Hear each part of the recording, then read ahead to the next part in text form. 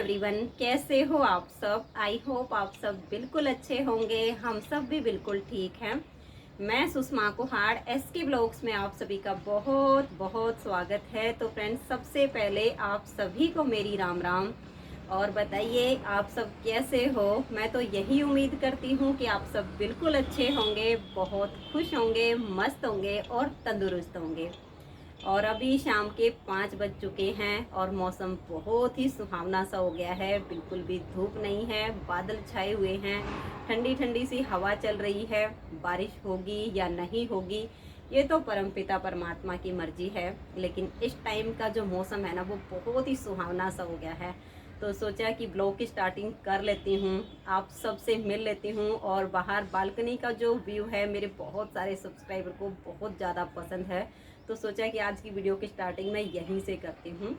और आज सुबह तो मैं लाइव आई थी, 2 घंटे की लाइव की थी। वैसे मैंने सोचा नहीं था कि लाइव इतनी लंबी चलेगी, ये सोच के की थी कि आधे पौने घंटे की लाइव करूँगी, लेकिन मेरे बहुत सारे सब्सक्राइबर व्यूअर्स मेरे साथ जुड़े और आप सबका प्यार इतना है कि उस प्यार को देख के लाइव छोड़ने का मन नहीं करना था। लेकिन फिर भूख मुझे भी लग गई थी और अनुज ने खाना नहीं खाया था उस टाइम तक, तो सोचा कि अब लाइव को बंद कर देती हूँ। नेक्स्ट डे अगर कुछ टाइम मिला तो पहले पोस्ट डाल दूँगी। कुछ बहनों की रिक्वेस्ट भी थी कि आप डेली लाइव आया करो, तो डेली लाइव आने के लिए समय चाहिए होता है और समय मेरे पास बहुत ही कम होता है। तो जैसे ही मुझे टाइम मिलेगा तो पोस्ट डाल दिया करूँगी कम्युनिटी में। आज भी डाली थी मैंने आधा पौना घंटा पहले। और सुबह बिल्कुल मन नहीं था कि मैं लाइव करूँगी, लेकिन फिर काम कंप्लीट हो गया था, फ्री हो गई थी, तो सोचा कि चलो खाली बैठी हूँ आप सबसे मिल लेती हूँ। तो आप सब ने मुझे इतना प्यार दिया उसके लिए बहुत बहुत धन्यवाद। और कुछ बहनों के कमेंट्स लगातार आते जा रहे हैं कि आपके जो एलोवेरा के पौधे हैं ज़रा उनको दिखाइए कि वो कैसे हैं, कितने बड़े हो गए हैं। मैंने पानीपत ही एलोवेरा के पौधे की वीडियो बनाई थी, यहाँ सोनीपत आने के बाद नहीं बनाई है। और इसका एक कारण है यहाँ पर एलोवेरा के पौधे की वीडियो नहीं बनाने का। जब हम सोनीपत आए थे ना, तो आपको पता है कि एक शहर से दूसरे शहर में जब जाते हैं ना, तो सब सामान को समेट के ले जाना बहुत मुश्किल भरा काम होता है। और हमारे साथ भी कुछ ऐसा ही था। और फिर वहाँ पर तो 2 से 3 गमले थे जिनमें मैंने एलोवेरा के पौधे लगाए हुए थे। और कुछ कोल्ड ड्रिंक्स की जो बोतल होती हैं उनमें नीचे छेद करके और फिर मैंने पौधे लगाए हुए थे। एक एक पौधा उनमें लगाया था, कुछ उसमें से अपने आप ही नीचे से जड़ें उनकी निकल आई थी। फिर यहाँ आने लगे तो इतने सारे मतलब गमले पौधे उठा के लाना बहुत बड़ा मुश्किल भरा काम था। हालांकि इन्होंने तो मुझे बिल्कुल ही मना कर दिया था कि वहाँ जाके दोबारा से अरेंज कर लेना, कुछ भी मत लेके चलो। लेकिन एक तो अपना तुलसी का पौधा और एक एलोवेरा का पौधा, ये मेरा छोड़ने का बिल्कुल भी मन नहीं था। तो तुलसी का पौधा मैं अपने गमले में जो है 3-4 गमले में जैसे थे ना तुलसी के पौधे, तो मैंने एक में ही कर लिए थे। हालांकि यहाँ पे आए थोड़ी सी देखभाल कम हुई, एक ही पौधा बचा, बाकी के सूख गए। और एलोवेरा के पौधे भी मैंने बाकी के गमलों से निकाल के और एक गमले में इकट्ठे करके लगा दिए थे कि सोनीपत जाने के बाद 2-4 गमले मंगवा लूँगी और वहाँ पे इनको अलग अलग करके लगा दूँगी। लेकिन सोचिए मैं 20 सितंबर को यहाँ पर आई थी और अभी मई का महीना चल रहा है और अब तक ये अलग अलग गमलों में मैंने लगाए नहीं हैं। और इसका भी एक बड़ा कारण है, क्योंकि एक तो मिट्टी चाहिए मुझे खेत से। विशाल के पापा को मैंने बहुत बार बोला है कि आप डेली जाते हो गांव में, खेत में भी जाते हो, तो वहाँ से मिट्टी ले आओ, मुझे गमले भरने हैं मिट्टी से। और यहाँ की जो मिट्टी है वो थोड़ी सी रेतीली सी पड़ी है, क्योंकि कहीं कहीं से ला के भरत किया हो ना प्लॉट में, तो वो मिट्टी डाल रखी रेतीली, तो इसमें लगाने का कोई फ़ायदा नहीं है। मैं इनको बहुत बार बोल चुकी हूँ कि आप खेतों से ले आओ मिट्टी, लेकिन ये भी मैं बोलती रहती हूँ, ये भूल जाते हैं। उल्टा 5-10 बार बोल के मैं खुद किसी और कामों में बिजी हो जाती हूँ, भूल जाती हूँ, बट ये अभी तक मिट्टी नहीं लेकर आए हैं। और गमले भी मैंने इनको कई बार बोले हैं कि आप जिस टाइम फ्री हो जाके 4 से 5 गमले ला के घर में रख दो। एक्टिवा पे एक बार में ना आए तो 2 बार में ला के रख दो। अगर गमले और मिट्टी आ जाएंगे तो मैं टाइम निकाल के अपने एलोवेरा के पौधे हैं उनको अलग अलग गमले में लगा दूंगी, तो इनकी ग्रोथ हो जाएगी। क्योंकि एक ही गमले में ना तो इनको पावर मिल रही है, मिट्टी नीचे कम है, पौधे ज़्यादा हो गए हैं, तो इनको ना तो पूरी पानी की ताकत मिलती है ना मिट्टी की मिलती है। तो ये मेरे अभी यहीं पर रखे हुए मैं आप सबको दिखाऊंगी। लेकिन फिर भी इतना एक ही गमले में सारे लगाने के बावजूद भी काफ़ी अच्छे हैं, ज़रूरत पड़ती मैं निकाल लेती हूँ। तो चलिए पहले तो आपको यही दिखा देती हूँ, ताकि जो बहनें बार बार कमेंट्स करती हैं उनको थोड़ी सी संतुष्टि हो जाए, क्योंकि कुछ के ये हैं कि सूख जाते हैं, ये हो जाता है।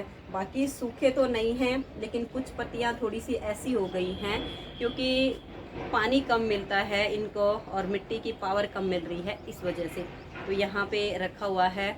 और तुलसी का पौधा तो आपको सामने दिख रहा होगा, वहाँ पे एक गमले में ये वाला ही तुलसी का पौधा बचा है। इसी गमले में मैंने 2 पौधे इसमें लगाए थे, एक और गमला था जो मेरी स्टील की बाल्टी थी उसमें लगाया था। उसकी मिट्टी जो है ना थोड़ी सी रेतीली थी, वो उस वजह से वो पौधा सूख गया। तो अब तो बिल्कुल बारिश का मौसम आने वाला है, और इस मौसम में जब तुलसी के नए पौधे लगाते ना, उनकी ग्रोथ अच्छी होती है। तो थोड़ा सा खुद से ही जाके लानी पड़ेगी मिट्टी भी और गमले भी, ताकि मैं 2-3 तुलसी के पौधे और लगा सकूं, क्योंकि तुलसी के पौधे घर में होना बहुत ज़रूरी होता है। इससे घर का जो वातावरण होता है ना, वो काफ़ी शुद्ध होता है, घर में बीमारियां नहीं आती हैं, नेगेटिविटी नहीं आती है। तो तुलसी का पौधा जिस घर में होता है वहाँ नेगेटिविटी बिल्कुल भी नहीं आती है, तो इसलिए ज़रूर होना चाहिए। तो अभी एक पौधा है, मंगवाऊंगी या तो खुद से जाना पड़ेगा, इनसे तो मैं बहुत बार बोल चुकी हूँ। तो चलो पहले तो आप एलोवेरा के पौधे ही देख लो। तो ये देखिए फ्रेंड्स, ये इस एक ही गमले में मेरे सारे एलोवेरा के पौधे हैं।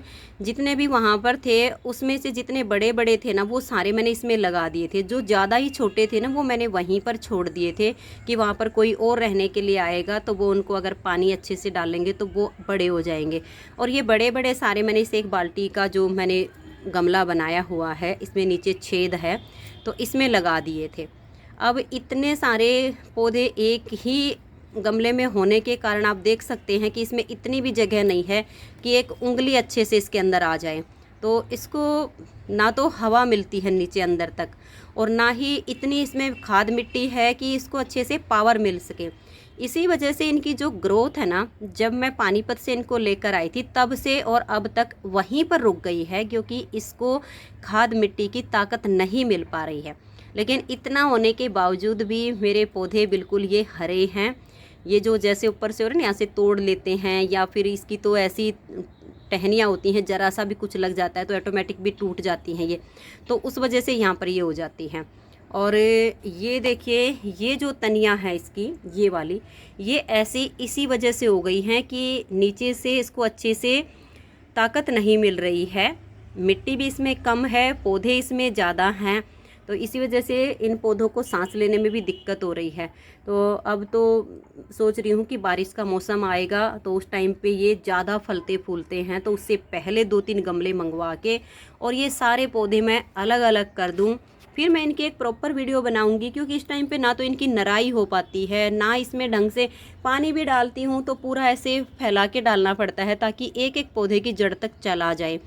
और कम ज़्यादा का बस एक अंदाज़ा लगाना पड़ता है। मिट्टी गीली होनी चाहिए, ज़्यादा पानी इसमें नहीं चाहिए होता है, पानी तो इसमें खुद ही होता है। तो इस वजह से मैंने इसकी कोई वीडियो नहीं डाली थी। और ये देखिए, ये है मेरा तुलसी का पौधा। और मैं जब यहाँ पर लेकर आई थी तो 2 पौधे इसमें थे, एक इसमें से सूख गया, एक दूसरा और गमला था उसमें लगाया हुआ था एक पौधा, तो वो भी सूख गया था। लेकिन ये वाला भी एक बार तो मुझे लगा था कि ये भी शायद सूख जाएगा, लेकिन ये फिर से हरा भरा हो गया है। और इस टाइम पे तो इसकी ग्रोथ काफ़ी अच्छी चल रही है, और इस पर बीज भी बहुत सारा आ गया है, आप देख सकते हैं। तो यही वाला बीज जब गमले में झड़ जाएगा ना, तो काफ़ी सारे नए पौधे आ जाएंगे। तो देखूंगी, कोशिश करूंगी कि कुछ एक्स्ट्रा गमले ला के रखूँ, मिट्टी भर के रखूँ खाद वगैरह डाल के, तो जैसे ही नए पौधे उगेंगे तो दूसरे में लगा लूँगी। तो फिर घर में 3 से 4 तुलसी के पौधे हो जाएंगे, क्योंकि कई बार तुलसी के पत्तियों की हमें ज़रूरत पड़ती है, और अगर एक ही पौधा हो और उससे हम पत्तियाँ ले लें तो वो पौधा सूखने की कगार पर आ जाता है। तो इसमें तो अब काफ़ी सारा बीज आ गया है, देखते हैं बीज से कितने पौधे और नए उगते हैं। तो लो जी, आज मैंने आप सबकी ये वाली रिक्वेस्ट भी पूरी कर दी है। हालांकि मैं अभी एलोवेरा के पौधे पर वीडियो नहीं बनाना चाहती थी, मैं चाहती थी कि विशाल के पापा जी खेतों से मिट्टी ला के दे दें, 2-4 गमले लाके घर रख दें, तब मैं ये इस गमले से निकाल कर दूसरे गमले में जब पौधे लगाऊँ ना, तो उसी टाइम पे इसकी वीडियो शूट करूँ और आप सबके साथ शेयर करूँ। लेकिन ना तो अभी तक मिट्टी आई है, ना गमले आए हैं। लेकिन बहुत सारी बहन बेटियों के कमेंट्स लगातार आ रहे हैं कि आप अपने एलोवेरा के पौधे दिखाइए, उन पर कोई वीडियो बनाइए। तो सोचा कि गमले आएंगे तब आएंगे, आप सबकी रिक्वेस्ट को पूरा कर देती हूँ। वैसे एक ही गमले में इतने सारे पौधे एक साथ होने के बावजूद भी ये काफ़ी अच्छे हैं, और क्योंकि इसमें जो मिट्टी है ना वो काफ़ी उपजाऊ है।